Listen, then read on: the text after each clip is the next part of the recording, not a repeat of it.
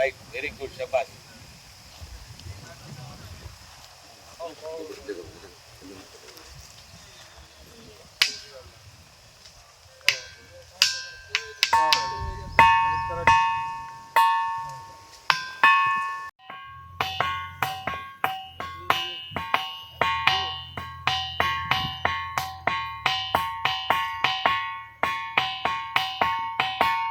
నా పేరు గణేష్ అండి. మీ పారిపల్లి నుండి వచ్చాము.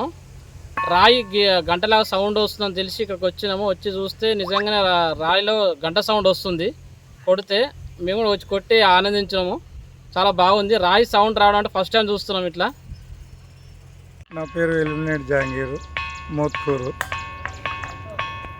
ఇక్కడ ఏసా ప్రాంతం వద్ద కొన్ని ఏనుగుండ్లు ఉండేను. ఒక 2-3 రోజులుగా ఆ ఏనుగుండ్లను చిన్నపాటి రాళ్ళను తీసుకుని కొడితే రకరకాలైన శబ్దాలు రావడం జరుగుతుంది.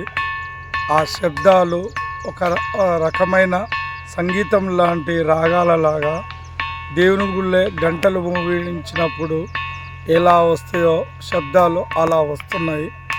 అవి చూపర్లకు వినసొంపుగా ఉంటున్నాయి.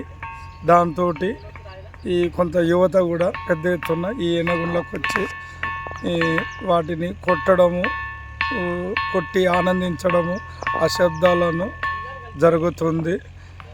సైన్స్ పరకంగా తెలుసుకుంటే ఆ ఏనుగుళ్ళలో ఉన్న అణువులు దగ్గరికి అయినప్పుడు ఇలాంటి శబ్దాలు వస్తాయని ఈ శాస్త్ర ప్రకారం తెలుస్తుంది.